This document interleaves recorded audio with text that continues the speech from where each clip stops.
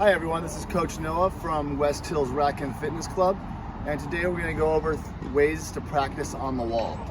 Now the first thing I like to do when going to a wall is to look at the wall. This is a small wall, so it's going to take some control. Another thing to notice about this wall, and it's a good thing, there's screws here, there's a crack. It's not going to be a clean reply like some walls are. Some walls are very flat.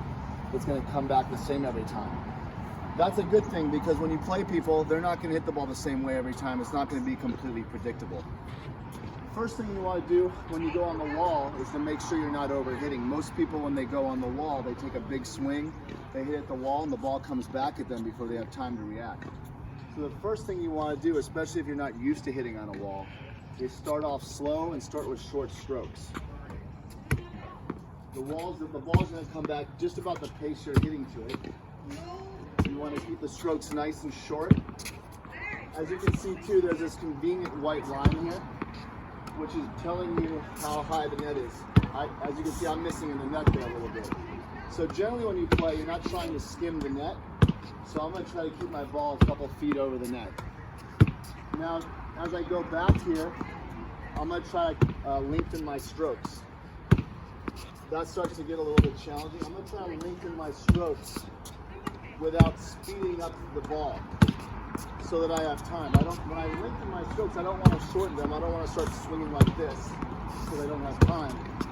I want to be able to go all the way through. I have long follow-throughs, and I like to kind of see my racket around my shoulder when I'm done. So this poses a little bit of a challenge for me, because the ball's coming back quick. So I gotta work my way back here, make sure I can get all the way through. So that's gonna speed up my turn, another good thing. But I want to keep it smooth. So now I feel like I'm doing my full stroke now. See, if you saw that, this wall's unpredictable. I had to adjust my movement there. So this is a comfortable distance now, because I'm able to do my full stroke. I can go all the way through. I'm able to go long distance. So I'm settled back here, which is a good distance. So now I'm getting my rhythm. I'm happy with that. Here's another important thing about the wall. This wall can be a little bit unpredictable, but when you hit against the wall, the ball's going to come back straight. Walls don't hit cross court. So as we get better and better at it, we're going to be able to do a figure-8 drill against the wall, which means that when I go cross court, the ball is going to go down the line. Now I'm going to get a pretty amazing workout here doing this. Being able to go cross court off of the down the line is one of the most important direction changes in tennis.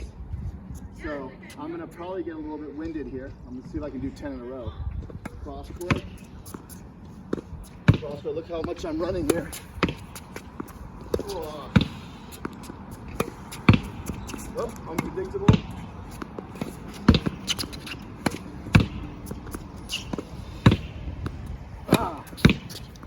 So that is great practice right there. That's a tough down the line opponent who's making me run side to side. I can't sustain that for too long. The wall won. That's what we want. I'm winded. You want to keep your cardio up. And if you want to do this against a wall that you find outside, if it's not raining, if you have a big enough wall, if you have a big enough garage, maybe you can do that against a garage. If you have a small garage, even doing that figure-8 drill, short court is going to be great practice. Watch this.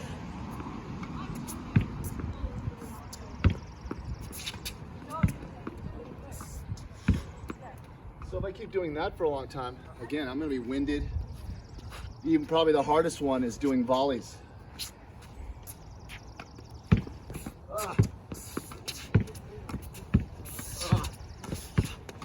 Very difficult.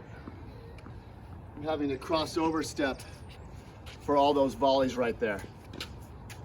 Now, let's take out the figure-8 now. Just doing volley to volley against the wall is fantastic practice. And for those of you who have a very small wall somewhere in their house somewhere, just going right up here and going like this. Fantastic practice. You you can focus on one side and just go forehand, backhand. Remember, the more unpredictable, the better. The only drawback there is that I can go forehand and just do this and never get back to my ready position. It's good to start going side to side so you're at least practicing turning and getting back to your ready position. If you got a wall with cracks on it, you know, or something, that's great because then you're not going to know which side's coming to you. Then you're going to have to get into your ready position. So I would say and then here's one more thing about the wall. Overheads. Fantastic practice. A lot of us don't work on our overheads enough. Check this out right here. This is the best right here. A little bit challenging with a small wall, but I've done a lot of this.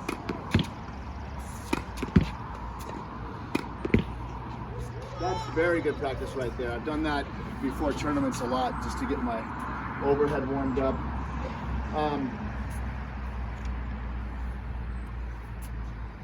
That should be it for today on our wall practice. The most important thing probably is coming right into it, is getting used to the ball coming back and getting ready before each shot. There's actually one more thing that is really good practice on the wall. Serve and first shot. I'll show you this really quick. After you serve, one of the biggest mistakes people make, they don't get ready right away, right? So I'm gonna serve, get ready. Yeah, I was jammed right there. That's extremely realistic right there. Serve, get ready. Fantastic practice. Swing volleys. That's very taxing on the stroke. Great for return of serve.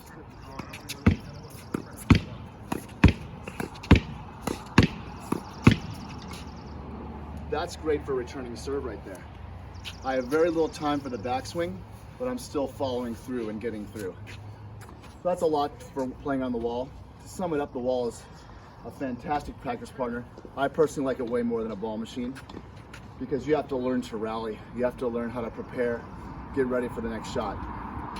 Thanks a lot for listening, and next time we'll work on something different. See you later.